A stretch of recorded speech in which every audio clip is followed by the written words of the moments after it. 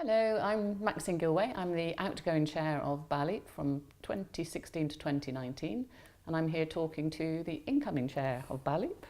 Hi, I'm Sarah Brewer, and I'm taking over from Maxine at the AGM today and becoming the chair of BALIP. Yeah, so we're just thinking about the transition from one chair to the other, picking up on what Ian Bruce said in the panel discussion at the conference yesterday about the need for continuity. And I think a lot of what Sarah has been incoming chair for a year, and a lot of what I've started doing during my time as chair, I think Sarah will be picking up and moving on in her own way, and with the committee. But and I think one of the things that came up in the panel discussion yesterday was about the need to become more global. Mm-hmm. And for me, that's one of the things that I think we have achieved over the last 3 years. Our membership numbers of international institutions and individual members have increased. We've got more international presence on the discussion list. And personally, I've been representing BALIP in places around the globe. So I've been to Shanghai, liaising with the Chinese EAP Association, been to Turkey. We did a pre-conference event in an EAP conference in Turkey, didn't we? And that led to a memorandum of understanding with the Turkish Higher Education Quality Agency. And we've been out helping them set up a national review programme for their English prep programmes. I was involved in the inaugural event of EAP in Ireland, which is a really thriving new EAP community, sort of an offshoot, if you like. And Germany, likewise, we've had contact. We had our first PIM in... We did. Or the testing roadshow, wasn't it, in Luxembourg? Yeah, yes. So I think we are beginning to go global, and of course you've got hopes for next year for the... Absolutely, for a conference in China. Yes, what I'm hoping to do is very much build on the foundations that you have established. And I think it's an exciting time for BALIP.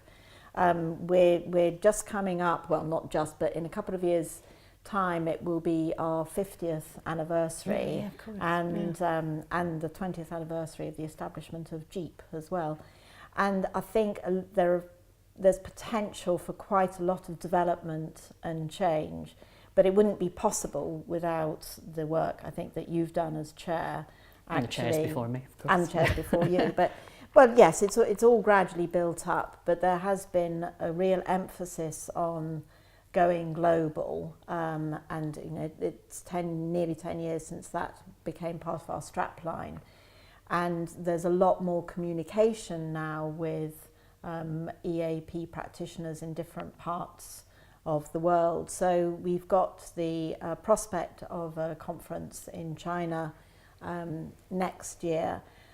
One of the things we discussed at the strategy day was the possibility of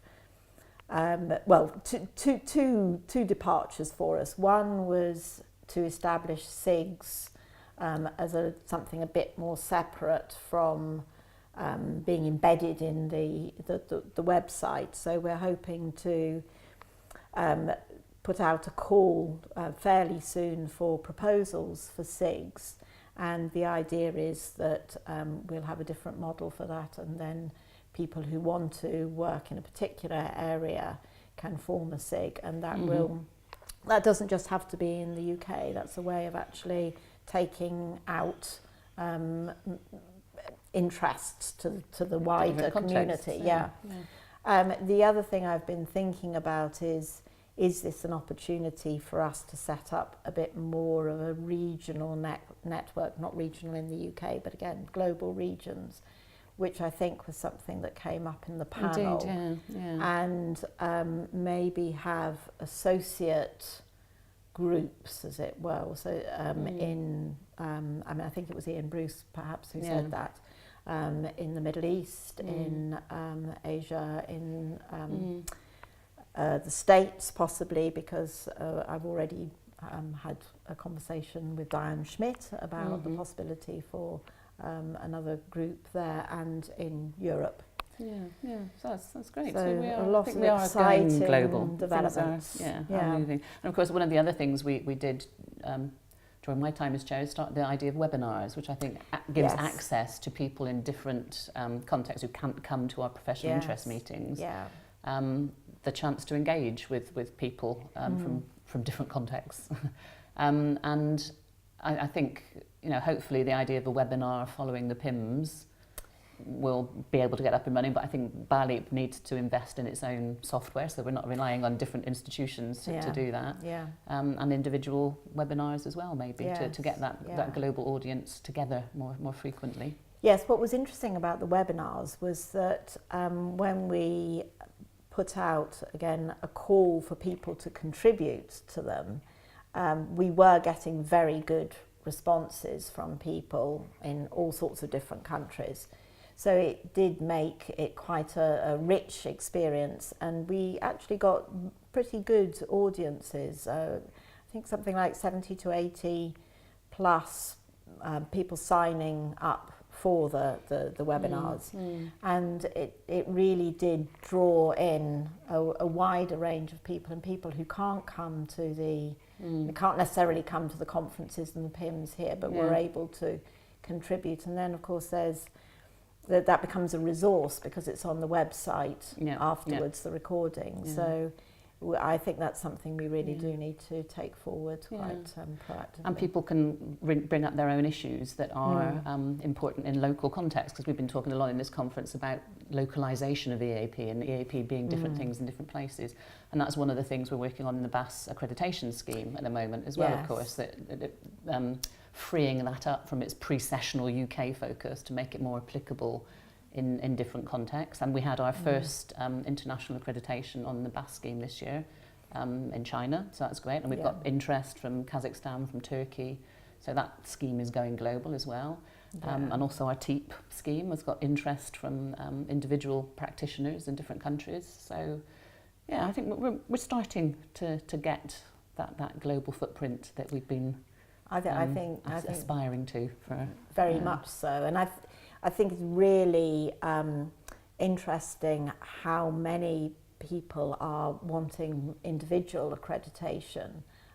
That's an area that's really growing, and it's taken some years to develop. Yeah, it's still in its infancy, isn't it? But I think increasingly institutions are recognising the value of individual members of staff having that kind of accreditation, and that's quite an achievement, given that there's the HEA fellowship scheme running, as it were, in parallel. So I think for us to have actually got the individual accreditation off the ground is, as I say, quite an achievement. And we are now realising how unwieldy that can be at times to collect that evidence and present it. So there's a focus group getting together to work on revising that scheme to make it more accessible to people as well. And I think the other thing that came up in the panel is collaboration.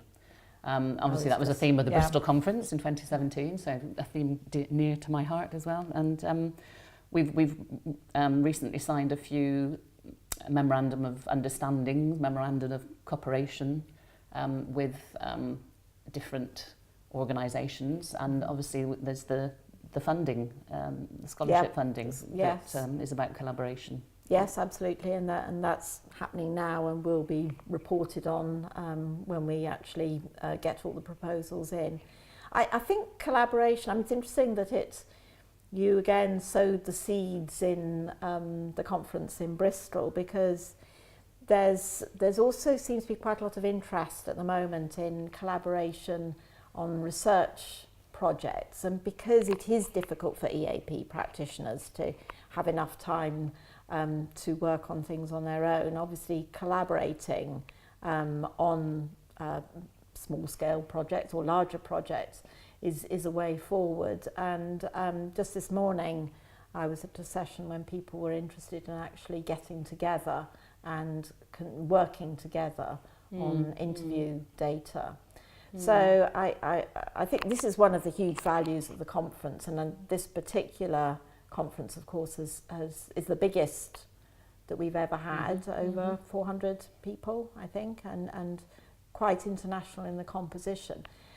I guess what we want to aim for is not just collaborations within the UK, but actually drawing in international membership and members, and working together with them on, there's lots of opportunities, but and I guess it all starts on the discussion list, so getting involved in the discussion list, and also if you want to get in touch directly with the chair, then absolutely, yes. So if anyone has any ideas about taking or any of these aspects of our work forward, please do get in touch with me, and you can just email chair@ballywood.org.